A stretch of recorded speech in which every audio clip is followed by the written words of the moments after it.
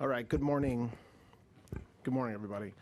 We are here today because 8 allegedly illegal alien members of Tren de Aragua foreign terrorist organization are being charged with vicious kidnappings and murders in separate cases out of Texas and Illinois. These violent murders should never have occurred in the first place because these men should have never been allowed in our country.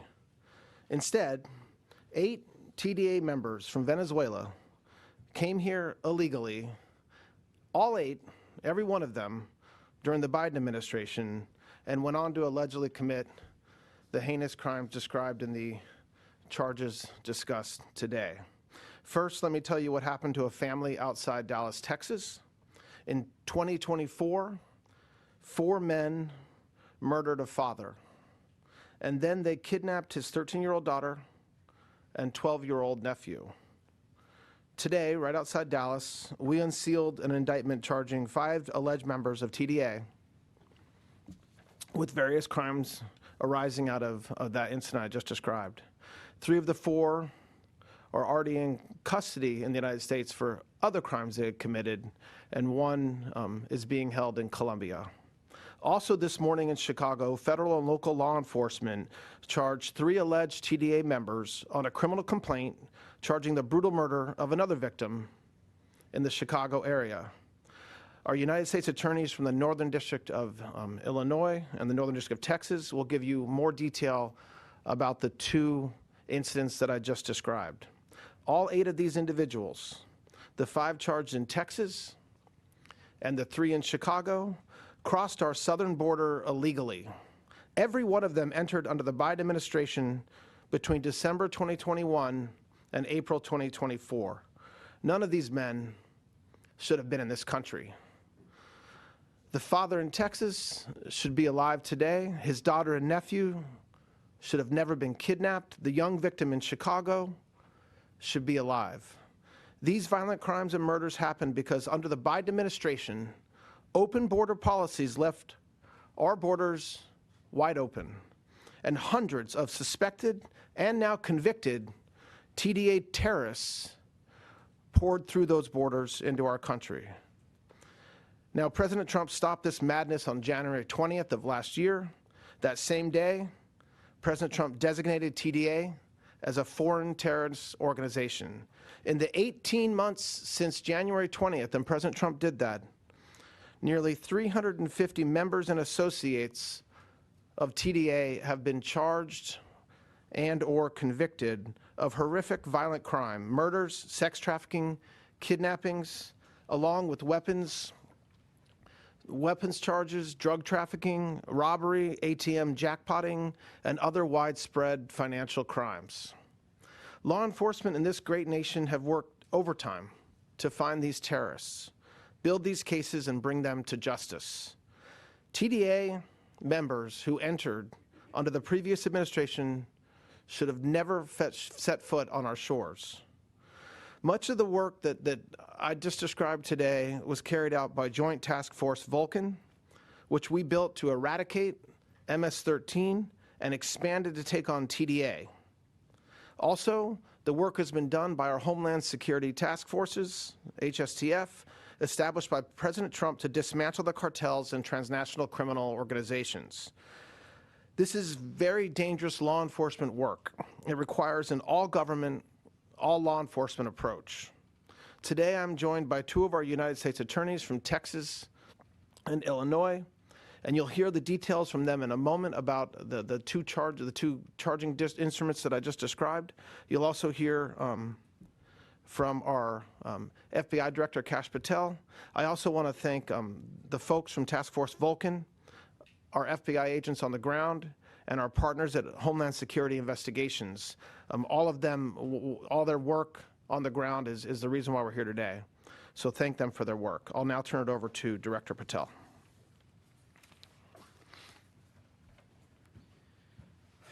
Thank you, General. Thanks to President Trump's historic leadership and decision to designate Tren de Aragua as terrorists, because that's what they are, law enforcement was given the tools for the first time to go after this vicious gang for what they are, violent, vicious gangsters. And because of that, the interagency was able to get together and go after and attack street gangs and gangs throughout America. Gangs are the reason why so many drugs, guns, and violence are deployed onto our streets and onto our community and take so many innocent lives, as the Attorney General laid out. The task force, Joint Task Force Vulcan, thank you to you and your leadership, not just for Tren de Aragua, but MS-13. Thank you to our United States attorneys, both in the Northern District of Texas and in the Northern District of Illinois. And a huge thank you to our partners at HSI and the Homeland Security Task Force. And for me, a special thanks to the men and women of the FBI, specifically today in the Dallas and Chicago field offices. This work is an interagency lift by a huge team that gets after it every day in combination with our state and local partners. And the results here and the details that you're about to be given will speak for themselves. I just want to highlight, since President Trump took office and let good cops be cops, what law enforcement has done collectively with our brave prosecutors at the Department of Justice and our Attorney General Blanche's leadership. We've arrested 29,000 violent gang members since President Trump was sworn in. We've disrupted and dismantled 2,700 gangs around the country. That is a 365% increase from the same time period into the last prior administration. We have seen, specifically as it relates to Tren de Aragua, a 519% increase in arrests. As the Attorney General laid out, you've seen hundreds and hundreds and hundreds of Tren de Aragua violent gangsters and thugs picked up and arrested and taken off our streets permanently for crimes ranging from kidnapping to murder to drug trafficking to firearms violence and more. We are safeguarding American citizens and American communities because President Trump decided to put law enforcement first, give us the resources that we need to do our jobs and safeguard our communities, and make sure that the details that you're about to hear never happen again to another community in Dallas or Chicago or anywhere else. And that is due entirely to the leadership of President Trump and allowing the Federal Bureau of Investigation to partner with our interagency folks and our state and local partners across the country to make sure this never happens again. And the reach, as you will hear, of the long arm of the law, that is the United States Department of Justice and our partners, will go wherever we find any one of these gangbangers to be hiding. We will get them anywhere in the country. We will go overseas to get them. And as you just saw last month with our successful takedown of the ATM jackpotting scheme led by Tren de Aragua, we will go overseas and get the highest ranking members of Tren de Aragua and bring them here to justice. Attorney General, I just want to thank you for your brilliant leadership, your support of law enforcement, and the men and women of the FBI. It's a truly great partnership. It is a historic partnership. And I want to thank President Trump for recognizing Tren de Aragua for what they are, terrorists. And that is how we are always going to treat them. Thank you. Good morning, everyone. I'm Ryan Rabel, the U.S. Attorney for the Northern District of Texas. I'd like to thank General Blanche for his leadership in helping empower us U.S. attorneys in the field to eradicate TDA from our communities. TDA is a transnational criminal organization that has metastasized its reach across the Western Hemisphere by preserving and promoting its power through intimidation and violence. But whenever violence enters a community, that is when freedom leaves. This is not just an abstract concept. People in our communities, including in North Texas, are impacted when the activities of gangs, particularly TDA, go unchecked. Kids cannot play in parks or walk to the ice cream shop with their grandparents. Parents go to bed at night worried that stray bullets might hit their homes. The Trump administration has helped us return freedom back to our communities by systemically attacking and dismantling TDA, criminal enterprises, and other violent street gangs. Yesterday's indictment in the Northern District of Texas underscores the extraordinary efforts we are making in North Texas to disrupt and dismantle any TDA presence. I learned of this case because of the great work of our state and local partners, those in the Dallas County District Attorney's Office, Farmers Branch Police Department, and the Dallas Police Department. Through their efforts and prosecution of one of the TDA members earlier this year, the evidence that came to light compelled me, as well as General Blanche and Director Patel, to act. Let me tell you what that evidence was. On August 24th, 2024, in the middle of night, a man and two kids had their hands zip-tied and were kidnapped by TDA members who demanded that they pay them money. Once the TDA members realized the man could not pay them any money, they pulled over by a bridge in Dallas and told the man to jump off. When he refused to do so and attempted to flee, a TDA member gunned him down, execution style, in front of the 2 children. The Farmers Branch police found the man on the side of the road, abandoned and bleeding from the head because of a single gunshot right between his eyes. This led my office to initiate an international investigation of this transnational criminal organization.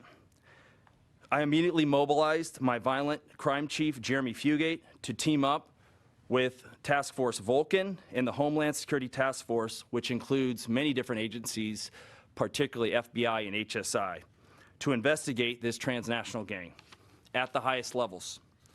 Yesterday was a culmination of this outstanding multi-agency collaboration to bring the full force of the federal government on TDA's presence in Texas and our nation. In our federal indictment, a Northern District of Texas grand jury charged 5 TDA members, including a high-ranking TDA official, Hector Garcia Zuniga, also known as Murray, with racketeering charges spanning state lines and international borders, including murder, kidnapping, and jackpotting. Those defendants charged in our indictment are all foreign nationals who have illegally been present at one time or another in this country. Those defendants are as follows: Murray, who I just mentioned a moment ago, Carlos Luis Zambrano Bolivar, Yanni Jesus Serrano, Jonathan Toro Gonzalez, and Ihiker Mendoza. And let me be clear, we're just continuing to investigate, and we're going to dig deeper and deeper. And I'll end with this. To members of TDA, we're coming for you, and we're particularly coming for you if you come to North Texas. With that, I'll turn it over to the U.S. Attorney for the Northern District of Illinois. Thank you very much. Good morning. My name is Andrew S. Boutros, and I'm the United States Attorney for the Northern District of Illinois. It's an honor and privilege to stand here with General Blanche and all of our other law enforcement partners as we make this important announcement. A criminal complaint was filed yesterday in the Northern District of Illinois charging 3 individuals, Josue Pacheco Torres, Cliver Montesano Bursino, and a 3rd individual with kidnapping, conspiracy, and committing a kidnapping that resulted in death. And let me just also describe the ruthless kidnapping and murder that occurred that is the basis of this criminal complaint. On a spring afternoon in May of this year, just less than 60 days or so ago, a victim was walking with 2 other men near a particular park in Chicago, which houses a large green space on the south side of Chicago with 3 playgrounds, a basketball court, and a baseball field.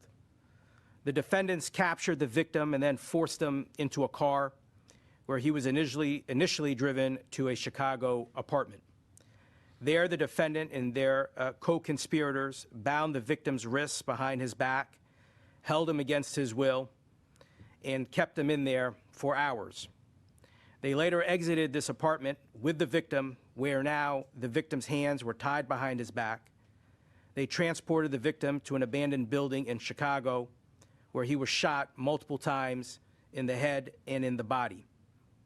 The victim's lifeless body was left face down in the bathroom, partially in the bathtub, in an abandoned unit.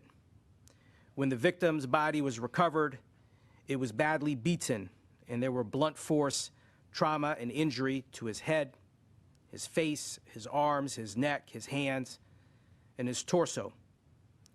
The following night, the Chicago Police Department received a call from the victim's mother, who requested a wellness check at the abandoned building.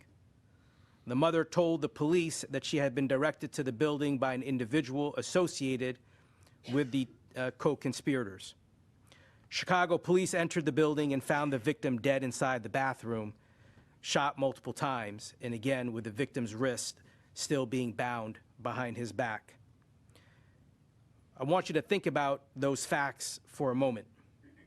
A man kidnapped from a park in Chicago in broad daylight, beaten, held against his will, taken to an abandoned building and shot multiple times and left in a bathtub, all in the name of Tren de Aragua. And to show just how brutal and merciless this gang is, someone then went and called the victim's mother and told her where she could find her lifeless son's body. The violence that TDA has wrought in Chicago did not begin this spring afternoon in May. Federal law enforcement has been investigating these murderers and these various shootings involving suspected TDAs since 2024 when the new administration came in. And make no mistake that a new dawn of crime fighting is underway in Chicago. It started when, in the United States in January of 2025 when President Trump was sworn into office. And it also began when, in April of 2025 when General Blanche and General Bondi supported me to become the U.S. Attorney for the Northern District of Illinois. In Chicago, we are laser focused on anti-violence work and on being serious about going after criminals who wreak havoc and violence in our community. And the numbers and the stats reflect the level of seriousness and commitment that we are bringing to bear in this particular program area that is of vital importance. These charges today are just one example of the tireless work that our federal law enforcement apparatus in Chicago is undertaking. And it is literally the reflection of the fact that the feds, all the various agencies, and the U.S. Attorney's Office, we're working day and night, we're working weekends and holidays to keep the citizens of Northern Illinois safe. I couldn't be prouder of our federal prosecutors and law enforcement partners who have embraced the anti-violence initiative that I've been leading.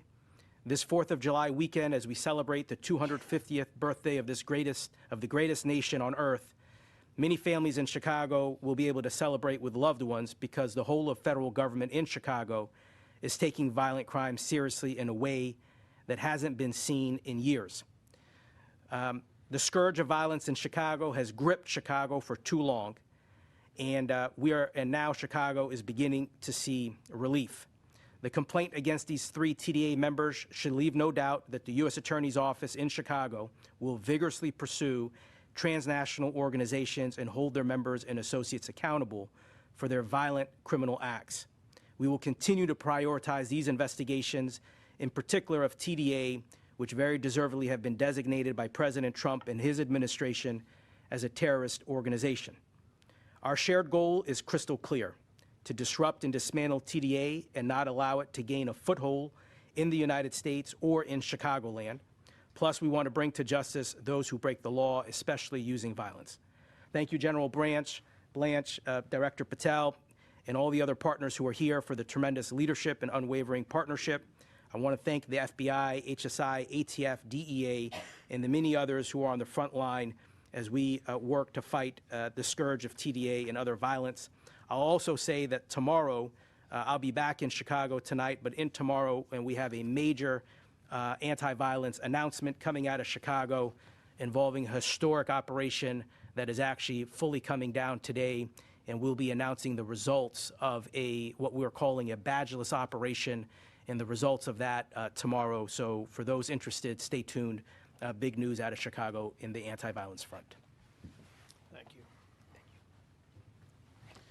Just before we take questions, if you can note, we're putting some photos up from the complaint from the Chicago arrests. And you can see in one of the photos that's on the screen right now, one of the alleged participants is wearing an ankle bracelet because he's out on bail in Chicago for very serious crimes. And again, there'll be more coming out about that in the coming days, but it's an example of the dangers of no cash bail and sanctuary city policies that results in things like those photos. All right, I'll take a couple of questions. Go ahead. I have 2 questions. I know the administration has been using terrorism charges against TDA members in other cases. Is it possible that those charges will be added in these cases? Yes. Yes. Oftentimes, those charges, additional charges, come later in the case when we're able to supersede. I've instructed, President Trump's instructed our prosecutors to, wherever possible, add any sort of terrorism charges to existing cases or cases that we're charging. So, yeah. I have a question for the FBI director, if you don't mind. Reuters is reporting that the ransom notes that were sent regarding Nancy Guthrie's disappearance are fake. Are you able to confirm that those have been determined to be fake? I'm not going to comment on that. We are continuing to assist that investigation. We've always been in an assist role. It's a state matter being led by the state authorities. Thank you. Paul. Thank you, Mr. Attorney General. I have questions about two recent Supreme Court rulings. Let's start with yesterday, the birthright citizenship ruling. I know you guys announced yesterday you're going to ramp up efforts to combat birth tourism schemes, but Secretary Mullen said earlier today there are discussions about other options after this ruling. Can you discuss what other options are on the table after yesterday's decision? Well, from a Department of Justice standpoint, it's obviously focusing our prosecutors and our law enforcement partners on birthing tourism, and it's a booming industry, and it will continue. It will continue given the Supreme Court's decision yesterday.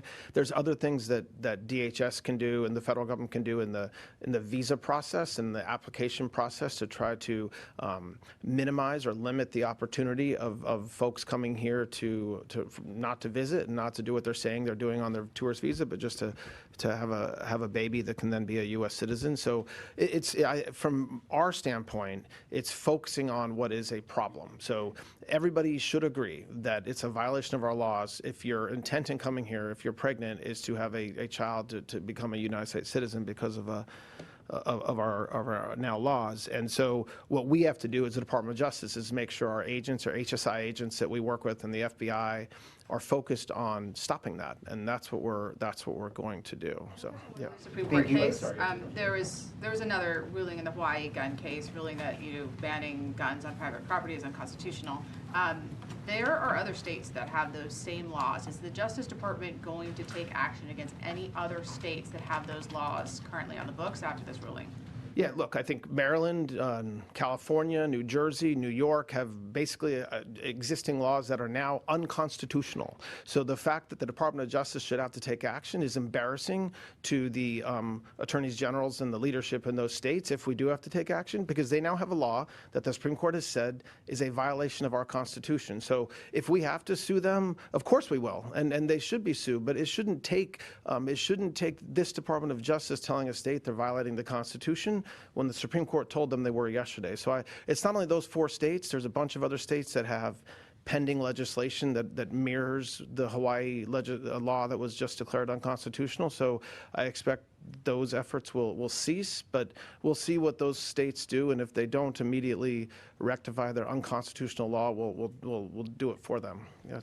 General, how have the earthquakes in Venezuela impacted any of the Tren de Aragua investigations or ongoing cases? I mean, it's a horrific tragedy, and I think at a time when, over the past week, 10 days, a lot of the effort that we've been entering into has been to save lives and to help the communities there recover. I view that as a separate track from the work we're doing here to combat TDA, whether they're here or in Colombia or Venezuela. So I don't view the tragedy as having slowed us down. It's just something that we all of our hearts break for what happened in Venezuela, and that's separate and apart from the work we're doing on the TDA folks. Good. My question's for U.S. Attorney Boutros. You said that you had launched a review in light of the revelations of prosecutorial misconduct that came out of your office. Can you kind of give us a sense of where that review stands, how many cases are being examined, and how many cases could potentially be in jeopardy? So I implemented a several-phase remediation plan. And so we've already implemented phase 1, which went into effect immediately, which was prospective in nature, so future, and it set out very bright-line rules for federal prosecutors in my office about what they need to do in terms of turning over grand jury materials, when they turn it over, and things of that nature. And it removed discretion from the prosecutors and created bright-line rules so that there would be no error in judgment or otherwise. Phase 2 of the remediation plan is now going back to examine to see, are there other errors that were committed both by the specific prosecutor who has been a topic of focus as well as other prosecutors. So that is going to actually be multiple categories. So I've already announced in one of the filings that all the grand jury presentations by this particular prosecutor will be examined going all the way back to 2007. In addition to that, we are putting together a massive plan that's going to involve a review of basically all pending grand jury matters in the entire district, which will probably take us in an order of magnitude close to 4 figures. In addition to that, there will be an additional review of additional minutes in grand jury presentations for an additional category of prosecutors. So when this is all said and done, I will tell you that well over 1,000 grand jury presentations will be reviewed in the Northern District of Illinois. It'll both be retroactive, looking at what happened, in some cases going all the way back almost 20 years. It'll cover everything that is happening now that's pending in court, and so it is current, and therefore there can be assurances and confidence that the cases that are pending are not suffering from those issues, and if they are, that they can be appropriately raised and litigated by the defendants. And it will also ensure that the prosecutors who are in my office and who have been in my office have acted ethically and in accordance with the expectations of the department. So it's going to be a massive review, a comprehensive review, and it is underway, and it's being formulated as we speak. The first question, Mr. Blanche, is what is the status of TDA in the United States now? I know that the administration has killed the 2 leaders abroad, but I guess what is the status of the gang in the United States now? So we've arrested, I think, almost 350 alleged or confirmed members of TDA. There's a lot more. There's a ton of ongoing investigations. Task force, I mean, that's a big part of the work they're doing. Their focus during the first Trump administration for several years was MS-13. And now we're focused more on TDA. I think that the numbers speak for themselves. 350 of a Venezuelan gang is a pretty good start. I think that the way these cases work is you get cooperating witnesses that are arrested that tell you about other individuals and other crimes that they were part of or they know happened, and those cases are then developed and charged. So I thought this was a good time to update. These are important cases and heartbreaking cases, but also a nice check-in point to say that we've got 350 of them. There's a lot more that we're investigating, and I think that you'll hear about more arrests in the coming months. So, yeah. Sorry, just for Director Patel, can you talk about the threat mitigation landscape for this weekend, both here in D.C. but also across the country? So, we have a lot of events going on. We've got the World Cup, which we're about halfway through. We have the 250 events that have already kicked off here. And what we've done under the leadership of the White House and President Trump is utilize the interagency and our state and local partners and basically dispersed around the country, and have had, specifically for the FBI, our special agents in charge of the respective field offices make sure we have security plans in place for each and every single event.